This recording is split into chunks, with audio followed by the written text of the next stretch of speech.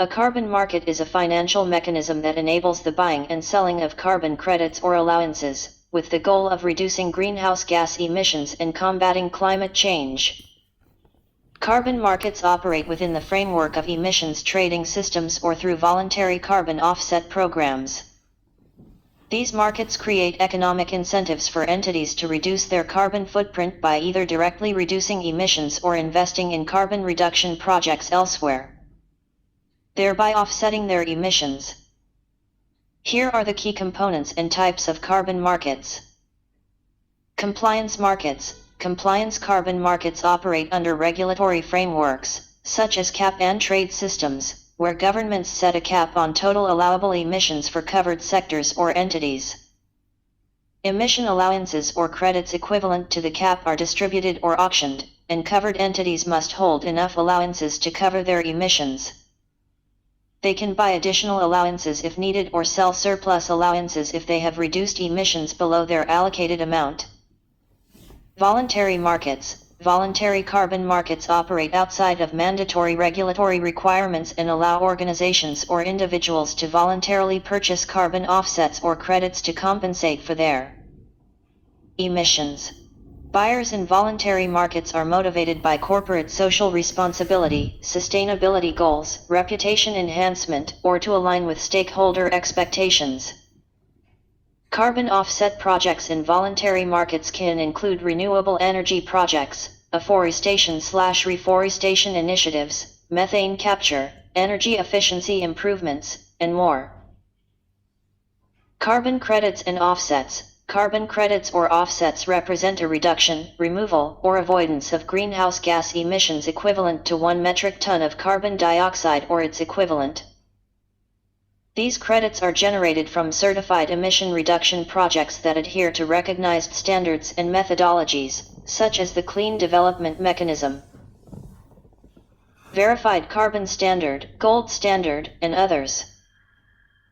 Each carbon credit is a tradable commodity that can be bought, sold, or retired to offset emissions. Market participants. Participants in carbon markets include governments, regulatory bodies, industries, utilities, power plants, airlines, businesses, financial institutions, carbon brokers, project developers, non-governmental organizations, and individual buyers. Each participant plays a role in trading carbon credits, complying with regulations, investing in emission reduction projects, or offsetting emissions. Price dynamics. The price of carbon credits or allowances in carbon markets is determined by supply and demand dynamics, influenced by factors such as the emission cap stringency, market participants' behavior, regulatory changes, economic conditions, technological advancements, and climate policy signals. Carbon prices can fluctuate over time based on these factors. Benefits of carbon markets. Emission reductions. Carbon markets create financial incentives for emission reductions and investments in carbon reduction projects, driving climate action and contributing to global emission reduction targets. Market efficiency. Carbon markets promote market efficiency by allocating emission reduction efforts to entities with lower abatement costs, encouraging innovation, and optimizing resource allocation. Flexibility. Market-based mechanisms offer flexibility for entities to choose cost-effective emission reduction strategies, trade allowances, or purchase offsets based on their operational needs and compliance requirements. Innovation. Carbon markets stimulate innovation in clean technologies, renewable energy, sustainable practices, and carbon sequestration projects, fostering economic growth and green investments. International cooperation. Carbon markets can facilitate international cooperation on climate change mitigation through cross-border trading, harmonization of standards, technology transfer, and alignment with global climate agreements. Challenges and considerations. Market integrity. Ensuring transparency, integrity, and credibility in carbon markets is essential to prevent fraud, ensure accurate emissions reporting, verify emission reductions from offset projects, and maintain market confidence. Regulatory frameworks. Clear and robust regulatory frameworks, standards, and oversight mechanisms are necessary for effective carbon market operation, compliance monitoring, enforcement, and market stability. Carbon price volatility. Carbon prices in markets can be subject to volatility due to market uncertainties, policy changes, economic factors, and external shocks, requiring risk management strategies for market participants. Environmental additionality. Ensuring the environmental additionality of offset projects is crucial to guarantee that emission reductions or removals are additional to business as usual scenarios. Contributing to real climate benefits. Overall, carbon markets play a vital role in driving emission reductions, promoting sustainable development, and transitioning to a low-carbon economy. Continued efforts to strengthen market mechanisms, enhance transparency, align with climate goals, address challenges, and promote international cooperation are essential for the long-term success and effectiveness of carbon markets in combating climate change. The planet Earth, as photographed from the Galileo spacecraft during its December 1990 flyby en route to Jupiter. The predominance of water on Earth is apparent, both as ocean and in the form of swirling clouds. The land mass at center right is Australia, and the bright white patch at the bottom is the South Polar Ice Cap covering Antarctica.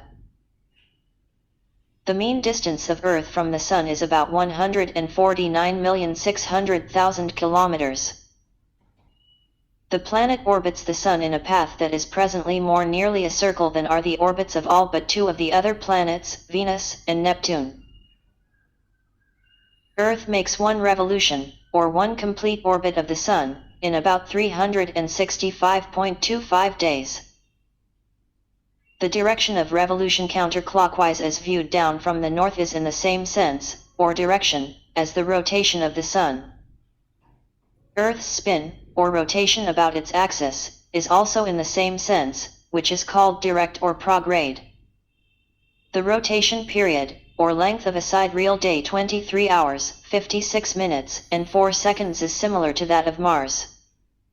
Jupiter and most asteroids have days less than half as long, while Mercury and Venus have days more nearly comparable to their orbital periods. The 23.44 degrees tilt, or inclination, of Earth's axis to its orbital plane, also typical, results in greater heating and more hours of daylight in one hemisphere or the other over the course of a year, and so is responsible for the cyclic change of seasons. With an equatorial radius of 6,378 kilometers, Earth is the largest of the four inner, terrestrial planets, but it is considerably smaller than the gas giants of the outer solar system. Earth has a single natural satellite, the Moon, which orbits the planet at a mean distance of about 384,400 kilometers. The Moon is one of the bigger natural satellites in the solar system. Only the giant planets have moons comparable or larger in size. Some planetary astronomers consider the Earth-Moon system a double planet, with some similarity in that regard to the dwarf planet Pluto and its largest moon, Charon. Earth's gravitational field is manifested as the attractive force acting on a free body at rest, causing it to accelerate in the general direction of the center of the planet.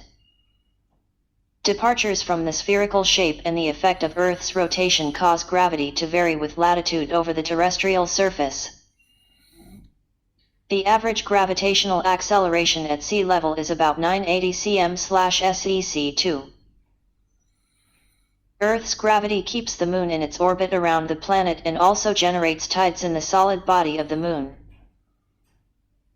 Such deformations are manifested in the form of slight bulges at the lunar surface, detectable only by sensitive instruments. In turn, the Moon's mass, relatively large for a natural satellite, exerts a gravitational force that causes tides on Earth. The Sun, much more distant but vastly more massive, also raises tides on Earth. The tides are most apparent as the twice daily and daily rises and falls of the ocean water. Although tidal deformations occur in the solid earth and in the atmosphere as well. The movement of the water throughout the ocean basins as a result of the tides dissipates orbital kinetic energy as heat, producing a gradual slowing of Earth's rotation and a spiraling outward of the Moon's orbit. Currently, this slowing lengthens the day by a few thousandths of a second per century. But the rate of slowing varies with time as plate tectonics and sea level changes alter the areas covered by inland bays and shallow seas. The atmosphere and hydrosphere. The blankets of volatile gases and liquids near and above the surface of Earth are, along with solar energy, of prime importance to the sustenance of life on Earth. They are distributed and recycled throughout the atmosphere and hydrosphere of the planet. The atmosphere of Earth. Earth is surrounded by a relatively thin atmosphere consisting of a mixture of gases, primarily molecular nitrogen and molecular oxygen. Also present are much smaller amounts of gases such as argon, water vapor, carbon dioxide, methane, and others, along with minute solid and liquid particles in suspension. Because Earth has a weak gravitational field and warm atmospheric temperatures compared with the giant planets, it lacks the most common gases in the universe that they possess, hydrogen and helium. Whereas both the Sun and Jupiter are composed predominantly of these two elements, they could not be retained long on early Earth and rapidly evaporated into interplanetary. The high oxygen content of Earth's atmosphere is out of the ordinary. Oxygen is a highly reactive gas that, under most planetary conditions, would be combined with other chemicals in the atmosphere, surface, and crust. It is in fact supplied continuously by biological processes. Without life, there would be virtually no free oxygen. The 1.8 parts per million of methane in the atmosphere is also far out of chemical equilibrium with the atmosphere and crust. It, too, is of biological origin, with the contribution by human activities far outweighing others. The gases of the atmosphere extend from the surface of Earth to heights of thousands of kilometers, eventually merging with the solar wind, a stream of charged particles that flows outward from the outermost regions of the Sun. The composition of the atmosphere is more or less constant with height to an altitude of about 100 kilometers, with particular exceptions being water vapor and ozone. The atmosphere is commonly described in terms of distinct layers, or regions. Most of the atmosphere is concentrated in the troposphere, which extends from the surface to an altitude of about 10 to 15 km, depending on latitude and season. The behavior of the gases in this layer is controlled by convection. This process involves the turbulent, overturning motions resulting from buoyancy of near-surface air that is warmed by the Sun. Convection maintains a decreasing vertical temperature gradient I.E, a temperature decline with altitude of roughly 6 degrees Celsius per km through the troposphere. At the top of the troposphere, which is called the tropopause, temperatures have fallen to about 80 degrees C. The troposphere is the region where nearly all water vapor exists and essentially all weather occurs. The dry, tenuous stratosphere lies above the troposphere and extends to an altitude of about 50 kilometers. Convective motions are weak or absent in the stratosphere. Motions instead tend to be horizontally oriented. The temperature in this layer increases with altitude. In the upper stratospheric regions, absorption of ultraviolet light from the Sun breaks down molecular oxygen. Recombination of single oxygen atoms with O2 molecules into ozone creates the shielding ozone layer. Above the relatively warm stratopause is the even more tenuous mesosphere, in which temperatures again decline with altitude to 80 to 90 km above the surface. Where the mesopause is defined, the minimum temperature attained there is extremely variable with season. Temperatures then rise with increasing height through the overlying layer known as the thermosphere. Also above about 80 to 90 km there is an increasing fraction of charged, or ionized, particles, which from this altitude upward defines the ionosphere. Spectacular visible auroras are generated in this region, particularly along approximately circular zones around the poles. By the interaction of nitrogen and oxygen atoms in the atmosphere with episodic bursts of energetic particles originating from the Sun. Earth's general atmospheric circulation is driven by the energy of sunlight, which is more abundant in equatorial latitudes. Movement of this heat toward the poles is strongly affected by Earth's rapid rotation and the associated Coriolis force at latitudes away from the equator, which adds an east-west component to the direction of the winds, resulting in multiple cells of circulating air in each hemisphere. Instabilities produce the characteristic high-pressure areas and low-pressure storms of the mid-latitudes as well as the fast, eastward-moving jet streams of the upper troposphere that guide the paths of storms. The oceans are massive reservoirs of heat that act largely to smooth out variations in Earth's global temperatures. But their slowly changing currents and temperatures also influence weather and climate, as in the El Niño/Southern Oscillation weather phenomenon. See climate, circulation, currents, and ocean-atmosphere interaction, climate, El Niño/Southern Oscillation and climatic change. Earth's atmosphere is not a static feature of the environment. Rather, its composition has evolved over geologic time in concert with life and is changing more rapidly today in response to human activities. Roughly halfway through the history of Earth, the atmosphere's unusually high abundance of free oxygen began to develop. Through photosynthesis by cyanobacteria and saturation of natural surface sinks of oxygen, example, relatively oxygen-poor minerals and hydrogen-rich gases exuded from volcanoes. Accumulation of oxygen made it possible for complex cells, which consume oxygen during metabolism and of which all plants and animals are composed, to develop. Earth's climate at any location varies with the seasons, but there are also longer-term variations in global climate. Volcanic explosions, such as the 1991 eruption of Mount Pinatubo in the Philippines, can inject great quantities of dust particles into the stratosphere, which remain suspended for years, decreasing atmospheric transparency and resulting in measurable cooling worldwide. Much rarer, giant impacts of asteroids and comets can produce even more profound effects, including severe reductions in sunlight for months or years, such as many scientists believe led to the mass extinction of living species at the end of the Cretaceous period, 66 million years ago. For additional information on the risks posed by cosmic impacts and the chances of their occurrence, see Earth Impact Hazard. The dominant climate variations observed in the recent geologic record are the ice ages, which are linked to variations in Earth's tilt and its orbital geometry with respect to the Sun. The physics of hydrogen fusion leads astronomers to conclude that the Sun was 30% less luminous during the earliest history of Earth than it is today. Hence, all else being equal, the oceans should have been frozen.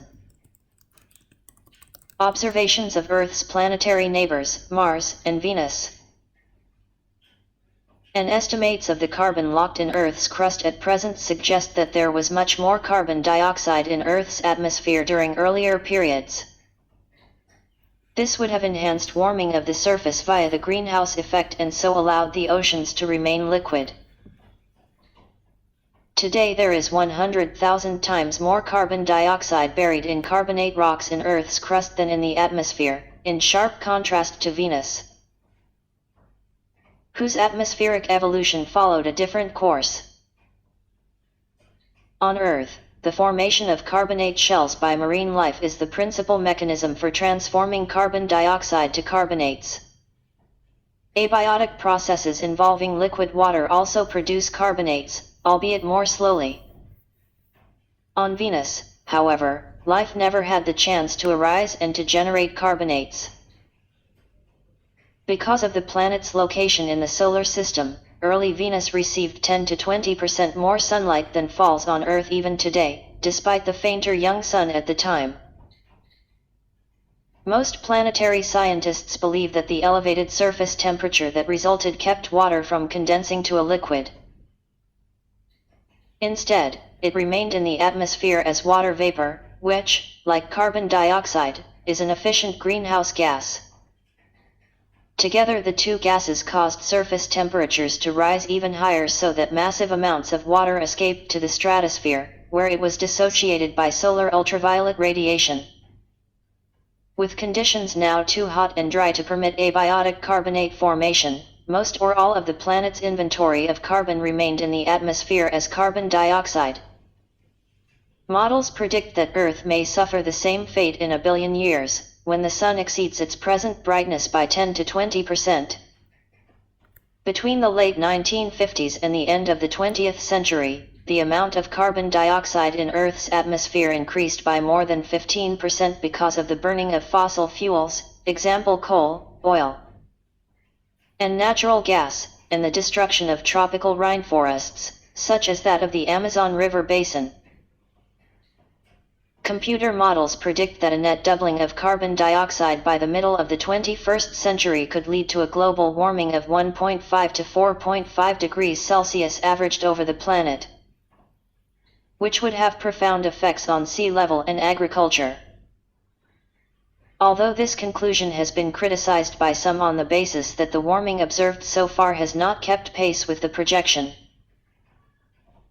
analyses of ocean temperature data have suggested that much of the warming during the 20th century actually occurred in the oceans themselves and will eventually appear in the atmosphere.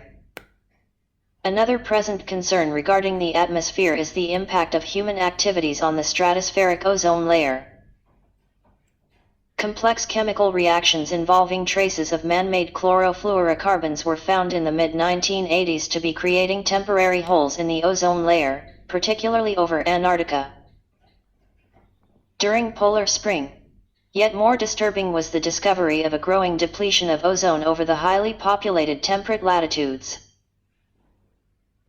Since the short-wavelength ultraviolet radiation that the ozone layer effectively absorbs has been found to cause skin cancer,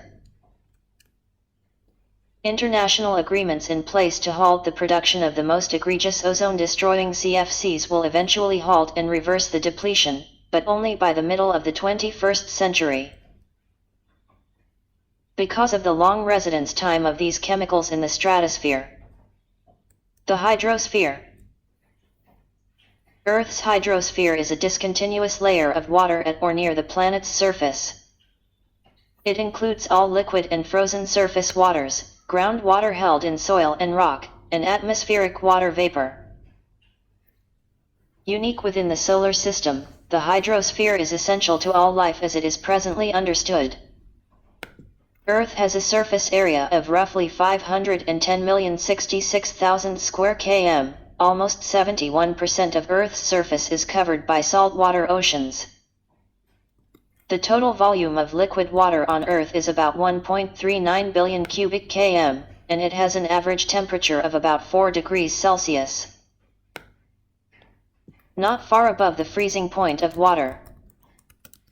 The oceans contain about 97% of the planet's water volume. The remainder occurs as fresh water, 3/4 of which is locked up in the form of ice at polar latitudes. Most of the remaining fresh water is groundwater held in soils and rocks, less than 1% of it occurs in lakes and rivers.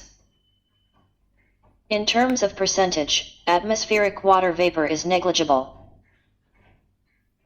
But the transport of water evaporated from the oceans onto land surfaces is an integral part of the hydrologic cycle that renews and sustains life. The hydrologic cycle involves the transfer of water from the oceans through the atmosphere to the continents and back to the oceans over and beneath the land surface. The cycle includes processes such as precipitation, evaporation, transpiration, infiltration, percolation, and runoff. These processes operate throughout the entire hydrosphere, which extends from about 15 kilometers into the atmosphere to roughly 5 kilometers into the crust. About 1/3 of the solar energy that reaches Earth's surface is expended on evaporating ocean water. The resulting atmospheric moisture and humidity condense into clouds, rain, snow, and dew. Moisture is a crucial factor in determining weather. It is the driving force behind storms and is responsible for separating electrical charge, which is the cause of lightning and thus of natural wildland fires, which have an important role in some ecosystems. Moisture wets the land, replenishes subterranean aquifers, chemically weathers the rocks, erodes the landscape, nourishes life, and fills the rivers, which carry dissolved chemicals and sediments back into the oceans. Water also plays a vital role in the carbon dioxide cycle. Under the action of water and dissolved carbon dioxide, calcium is weathered from continental rocks and carried to the oceans, where it combines to form calcium carbonates.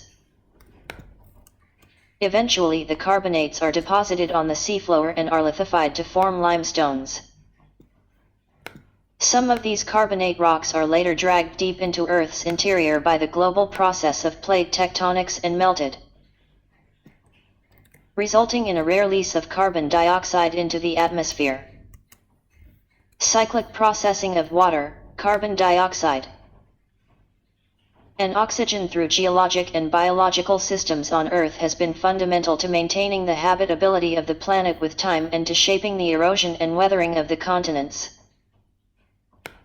And it contrasts sharply with the lack of such processes on Venus. Carbon sequestration, the long-term storage of carbon in plants, soils, geologic formations, and the ocean. Carbon sequestration occurs both naturally and as a result of anthropogenic activities and typically refers to the storage of carbon that has the immediate potential to become carbon dioxide gas. In response to growing concerns about climate change resulting from increased carbon dioxide concentrations in the atmosphere, considerable interest has been drawn to the possibility of increasing the rate of carbon sequestration through changes in land use and forestry and also through geoengineering techniques such as carbon capture and storage, carbon sources and carbon sinks. Anthropogenic activities such as the burning of fossil fuels have released carbon from its long-term geologic storage as coal, petroleum, and natural gas and have delivered it to the atmosphere as carbon dioxide gas. Carbon dioxide is also released naturally, through the decomposition of plants and animals. The amount of carbon dioxide in the atmosphere has increased since the beginning of the industrial age, and this increase has been caused mainly by the burning of fossil fuels. Carbon dioxide is a very effective greenhouse gas, that is, a gas that absorbs infrared radiation emitted from Earth's surface. As carbon dioxide concentrations rise in the atmosphere, more infrared radiation is retained, and the average temperature of Earth's lower atmosphere rises. This process is referred to as global warming. Reservoirs that retain carbon and keep it from entering Earth's atmosphere are known as carbon sinks. For example, deforestation is a source of carbon emission into the atmosphere, but forest regrowth is a form of carbon sequestration, with the forests themselves serving as carbon sinks. Carbon is transferred naturally from the atmosphere to terrestrial carbon sinks through photosynthesis. It may be stored in above-ground biomass as well as in soils. Beyond the natural growth of plants, other terrestrial processes that sequester carbon include growth of replacement vegetation on cleared land, land management practices that absorb carbon, and increased growth due to elevated atmospheric carbon dioxide levels and enhanced nitrogen deposition. It is important to note that carbon sequestered in soils and above-ground vegetation could be released again to the atmosphere through land use or climatic changes. For example, combustion or decomposition can cause the release of carbon stored in forests to the atmosphere. Both processes join oxygen in the air with carbon stored in plant tissues to produce carbon dioxide gas. If the terrestrial sink becomes a significant carbon source through increased combustion and decomposition, it has the potential to add large amounts of carbon to the atmosphere and oceans. Globally, the total amount of carbon in vegetation, soil, and detritus is roughly 2,200 gigatons. And it is estimated that the amount of carbon sequestered annually by terrestrial ecosystems is approximately 2.6 gigatons. The oceans themselves also accumulate carbon, and the amount found just under the surface is roughly 920 gigatons. The amount of carbon stored in the oceanic sink exceeds the amount in the atmosphere. Of the carbon emitted to the atmosphere by human activities, only 45% remains in the atmosphere. About 30% is taken up by the oceans, and the remainder is incorporated into terrestrial ecosystems. Carbon sequestration and climate change mitigation. The Kyoto Protocol under the United Nations Framework Convention on Climate Change allows countries to receive credits for their carbon sequestration activities in the area of land use change, and forestry as part of their obligations under the protocol. Such activities could include afforestation, reforestation, improved forestry, or agricultural practices. And revegetation. According to the Intergovernmental Panel on Climate Change, improved agricultural practices and forest-related mitigation activities can make a significant contribution to the removal of carbon dioxide from the atmosphere at relatively low cost. These activities could include improved crop and grazing land management, for instance, more efficient fertilizer use to prevent the leaching of unused nitrates, tillage practices that minimize soil erosion, the restoration of organic soils, and the restoration of degraded lands. In addition, the preservation of existing forests, especially the rainforests of the Amazon and elsewhere, is important for the continued sequestration of carbon in those key terrestrial sinks. Carbon capture and storage. Some policy makers, engineers, and scientists seeking to mitigate global warming have proposed new technologies of carbon sequestration. These technologies include a geoengineering proposal called carbon capture and storage. In CCS processes, carbon dioxide is first separated from other gases contained in industrial emissions.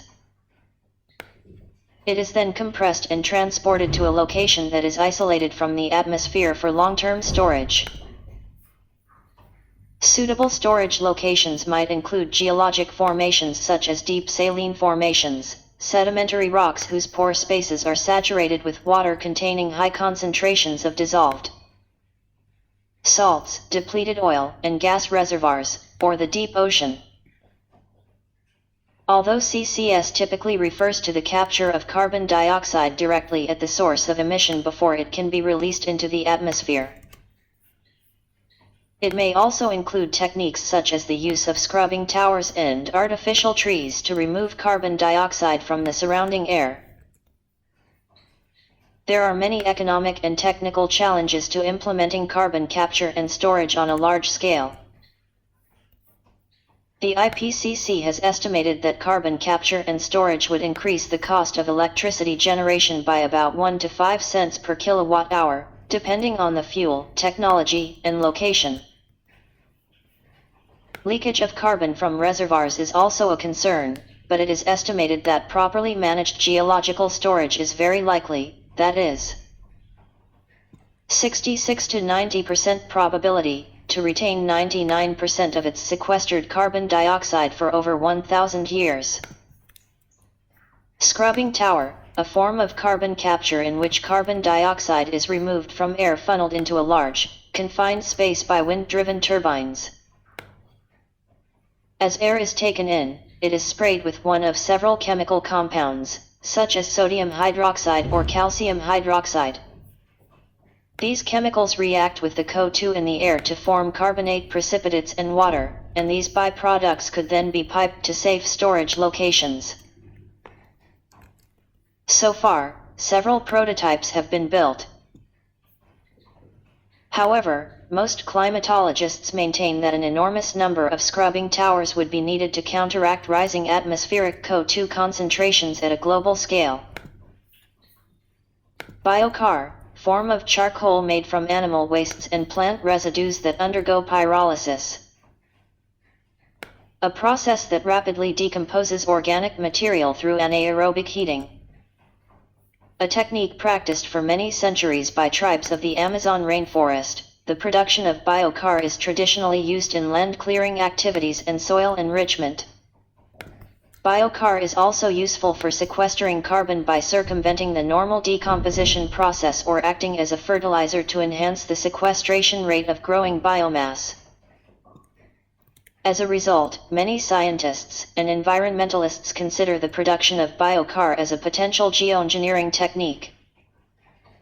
In normal decomposition processes, as organic matter breaks down, the microbes acting upon the material use oxygen and release carbon dioxide.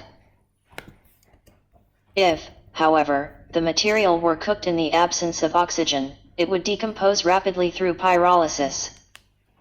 In the process, little or no CO2 would be released, and the bulk of the organic material would harden into a kind of porous charcoal, essentially sequestering the carbon as a solid. Biochar mixed with soils might serve as a fertilizer, thus further increasing the carbon sequestration potential of plants growing in the soil. Some environmentalists see biochar as a breakthrough in carbon sequestration technology, but its ability to reduce CO2 concentrations at global scales is a matter of some debate. Some scientists see problems in ramping up biochar production to global scales. Since many farmers in poor countries would likely use the bulk of their available animal wastes and plant residues for cooking fires. Some scientists argue that without the development of financial incentives to produce biochar, it will not become a significant factor in removing CO2 from the atmosphere. Carbon offset, any activity that compensates for the emission of carbon dioxide or other greenhouse gases by providing for an emission reduction elsewhere. Because greenhouse gases are widespread in Earth's atmosphere, the climate benefits from emission reductions regardless of where such cutbacks occur. If carbon reductions are equivalent to the total carbon footprint of an activity, then the activity is said to be carbon neutral. Carbon offsets can be bought, sold, or traded as part of a carbon market. The use of the term offset to refer to emissions compensated for by decreases at another facility has been used since the late 1970s as part of the U.S. Clean Air Act, in which new emissions in high pollution areas were allowed only where other reductions occurred to offset the increases. In addition, the popularization of the term carbon offset in the first decade of the 21st century accompanied growing concern about CO2 as an atmospheric pollutant. Examples of projects that produce carbon offsets include renewable energy projects, such as building wind farms that replace coal-fired power plants, energy efficiency improvements, such as increasing insulation in buildings to reduce heat loss or using more efficient vehicles for transportation, destruction of potent industrial greenhouse gases such as halocarbons, carbon sequestration in soils or forests, such as tree planting activities. Carbon offsetting process. Carbon offsets can be bought and sold as part of compliance schemes, such as the United Nations Framework Convention on Climate Change Kyoto Protocol or the European Union Emission Trading Scheme, EU ETS. A regional carbon market where European countries can trade carbon allowances to meet regional emission reduction goals. A benefit of carbon offsetting within such compliance schemes is that it enables emission reductions to occur where costs are lower, leading to greater economic efficiency where emissions are regulated. The Kyoto Protocol requires parties in the developed world to limit greenhouse gas emissions relative to their emissions in 1990. Under the Kyoto Protocol, emissions trading in a so-called carbon market may help them meet their targeted limit. A party can sell an unused emissions allowance to a party above its limit. The protocol also allows carbon offsets to be traded. Kyoto Protocol parties can obtain offsets through a mechanism called joint implementation, where one party develops an emission reduction or emission removal project in another country where emissions are limited. Parties can also obtain offsets through the Clean Development Mechanism for projects in developing countries, where emissions are not otherwise limited. Consumers and businesses may also voluntarily buy carbon offsets to compensate for their emissions. Large purchasers of offsets include organizers of major events such as the Olympic Games, which can aspire to be carbon neutral, and companies such as Google, HSBC Holdings plc, and IKEA. The voluntary market in offsets is largely unregulated, though several international standards have been developed to assess their quality. For example, in March 2006 the International Organization for Standardization developed Standard 14064 on greenhouse gas accounting, verification, validation, and accreditation of standard-setting bodies. In addition, the Gold Standard Registry, created as a tracking database for the CDM and the G, was developed in 2003 by a consortium of non-profit sponsors to certify carbon projects and track credits. Structural challenges. The carbon offsetting process faces a number of challenges, including the quantification of carbon benefits and verification that a party's greenhouse gas reduction is indeed occurring. In order to be effective, a carbon offset must be additional, that is, the project must reduce greenhouse gas emissions more than would have occurred in the absence of the offset. Thus, the carbon benefits of each project need to be determined relative to what would have occurred under a business-as-usual scenario. Furthermore, the permanence of the emission reduction project needs to be taken into account. For example, a tree planted in 1 year to offset carbon should not be removed in the future. Carbon offset projects can also create leakage, where a project causes impacts that unintentionally increase emissions elsewhere, such as when deforestation is simply relocated rather than avoided. In 2000 the market for carbon offsets was small, but by the end of the first decade of the 21st century it represented nearly $10 billion worldwide, most of which was associated with offsets transacted through the UNFUC Clean Development Mechanism. Global policy agreements. From the early 1970s, the United Nations has provided the main forum for international negotiations and agreements on environmental policies and objectives. The 1972 Stockholm Conference was the first international conference on environmental issues and was followed by the United Nations Conference on Environment and Development summits in Rio de Janeiro in 1992 and in Johannesburg in 2002. The UN also hosted special conferences on climate change, such as those of 1996 in Kyoto and 2009 in Copenhagen. United Nations Conference on Environment and Development. International Conference. United Nations Conference on Environment and Development, conference held at Rio de Janeiro, Brazil. To reconcile worldwide economic development with protection of the environment. The Earth Summit was the largest gathering of world leaders as of 1992, with 117 heads of state and representatives of 178 nations in all attending. By means of treaties and other documents signed at the conference, most of the world's nations nominally committed themselves to the pursuit of economic development in ways that would protect the Earth's environment and non-renewable resources. The main documents agreed upon at the Earth Summit are as follows. The Convention on Biological Diversity is a binding treaty requiring nations to take inventories of their plants and wild animals and protect their endangered species. The United Nations Framework Convention on Climate Change, or Global Warming Convention, is a binding treaty that requires nations to reduce their emission of carbon dioxide, methane, and other greenhouse gases thought to be responsible for global warming. The treaty stopped short of setting binding targets for emission reductions, however. Such targets were eventually established in an amendment to the UNFUC, the Kyoto Protocol, which was superseded by the Paris Agreement on Climate Change. The Declaration on Environment and Development, or Rio Declaration, laid down 27 broad, non-binding principles for environmentally sound development. Agenda 21 outlined global strategies for cleaning up the environment and encouraging environmentally sound development.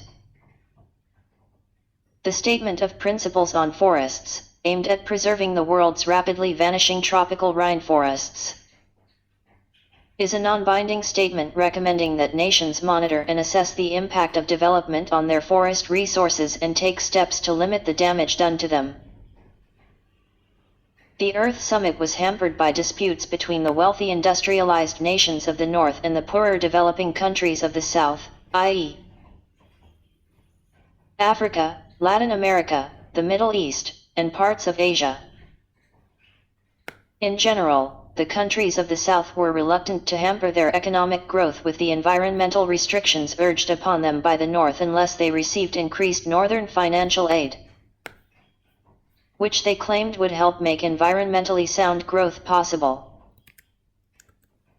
Those conferences and summits responded to the global character of some of the most challenging environmental problems, which would require international cooperation to solve. Those conferences were effective in setting an international agenda for regional and national environmental policy making that resulted in treaties and protocols, also known as hard law, and in non-binding resolutions, statements, and declarations, or soft law. Whereas the 1992 Rio Conference Agreement was a soft law, the Kyoto Protocol was a hard law, with clear-cut reduction targets of greenhouse gas emissions for regions and countries. Nation-states, in their efforts to meet the targets, could make use of three so-called flexibility mechanisms designed to lower the costs of compliance. Joint implementation, the first mechanism, allowed countries to invest in lowering emissions in other countries that had ratified the Kyoto Protocol and, thus, had a reduction target to meet. For industrialized, developed countries that had already invested in emission reductions in their own economies, it was cheaper to invest in emission reductions in other countries with economies in transition, where the same investment would lead to greater reductions. In other words, the investing country could get credit for helping a country with an economy in transition to lower its emissions. Clean development, the second mechanism, allowed industrialized countries that have ratified the protocol to meet their targets in any country where it is cheapest to invest, that is, in developing countries even if that country did not ratify the protocol.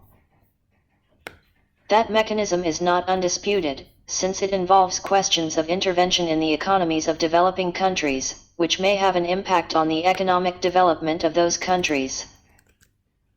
To prevent industrialized countries from not reducing their own emissions, the mechanism can only be used in supplement to domestic reductions, but no definition of such supplemental action was given, which led some countries to achieve 50% of their reduction target through that mechanism. The third mechanism, carbon emission trading, is a market-based instrument and can be applied in the form of voluntary markets or in a mandatory framework.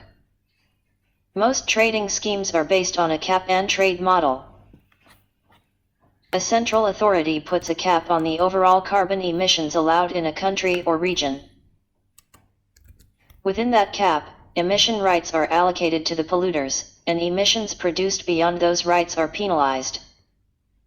The idea is that polluters choose between investing in emission reductions or emission permits. By lowering the cap over time, total emission reduction can be achieved. The trade of permits will ensure that emissions reduction is achieved at the lowest costs. The instrument of tradable permits has been applied to other emissions. The first emission trading schemes date back to 1974, when the United States experimented with emissions trading as part of the Clean Air Act. Kyoto Protocol. International Treaty, 1997. Kyoto Protocol, International Treaty, named for the Japanese city in which it was adopted in December 1997, that aimed to reduce the emission of gases that contribute to global warming.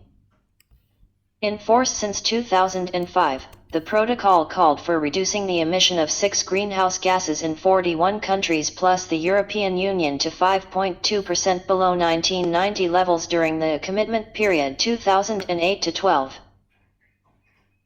It was widely hailed as the most significant environmental treaty ever negotiated, though some critics questioned its effectiveness.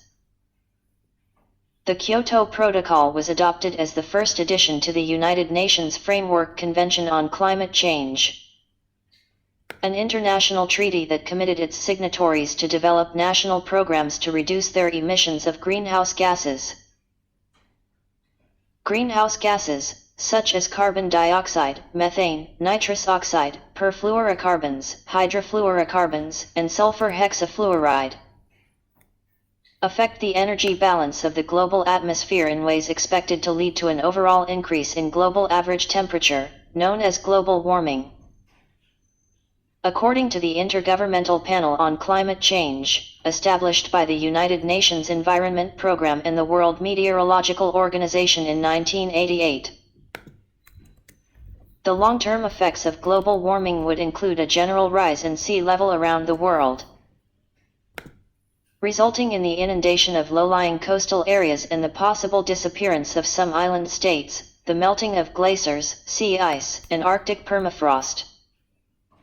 An increase in the number of extreme climate-related events, such as floods and droughts, and changes in their distribution,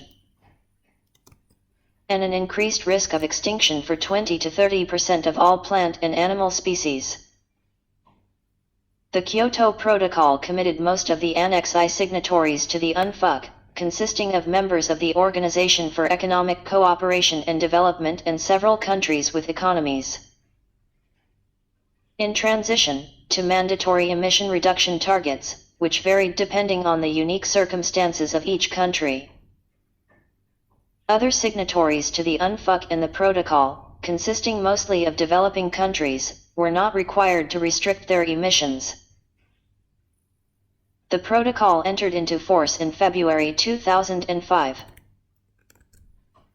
90 days after being ratified by at least 55 Annex I signatories that together accounted for at least 55% of total carbon dioxide emissions in 1990. Paris Agreement. International Treaty. Paris Agreement, International Treaty, named for the city of Paris, France, in which it was adopted in December 2015, which aimed to reduce the emission of gases that contribute to global warming. The Paris Agreement set out to improve upon and replace the Kyoto Protocol, an earlier international treaty designed to curb the release of greenhouse gases. It entered into force on November 4, 2016, and has been signed by 195 countries and ratified by 190 as of January 2021. From November 30 to December 11, 2015, France hosted representatives from 196 countries at the United Nations Climate Change Conference, one of the most important and most ambitious global climate meetings ever assembled. The objective was no less than a binding and universal agreement designed to limit greenhouse gas emissions to levels that would prevent global temperatures from increasing more than 2 degrees Celsius above the temperature benchmark set before the beginning of the Industrial Revolution. Background. The meeting was part of a process dating back to the 1992 Earth Summit in Rio de Janeiro, Brazil. When countries initially joined the international treaty called the United Nations Framework Convention on Climate Change. Seeing the need to strengthen emission reductions, in 1997, countries adopted the Kyoto Protocol. That protocol legally bound developed countries to emission reduction targets. However, the agreement was widely believed to be ineffective because the world's two top carbon dioxide emitting countries, China and the United States, chose not to participate. China, a developing country, was not bound by the Kyoto Protocol, and many U.S. government officials used this fact to justify U.S. non-participation. At the 18th Conference of the Parties, held in Doha, Qatar, in 2012, delegates agreed to extend the Kyoto Protocol until 2020. They also reaffirmed their pledge from 17 Colombian pesos, which had been held in Durban, South Africa, in 2011, to create a new, comprehensive, legally binding climate treaty by 2015 that would require all countries including major carbon emitters not abiding by the Kyoto Protocol to limit and reduce their emissions of carbon dioxide and other greenhouse gases. In the lead-up to the Paris meeting, the UN tasked countries to submit plans detailing how they intended to reduce greenhouse gas emissions. Those plans were technically referred to as intended nationally determined contributions. By December 10, 2015, 185 countries had submitted measures to limit or reduce their greenhouse gas emissions by 2025 or 2030. The U.S. announced in 2014 its intention to reduce its emissions 26 to 28% below 2005 levels by 2025. To help accomplish that goal, the country's Clean Power Plan was to set limits on existing and planned power plant emissions. China, the country with the largest total greenhouse gas emissions, set its target for the peaking of its carbon dioxide emissions around 2030 and making best efforts to peak early. Chinese officials also endeavored to lower carbon dioxide emissions per unit of gross domestic product by 60 to 65% from the 2005 level.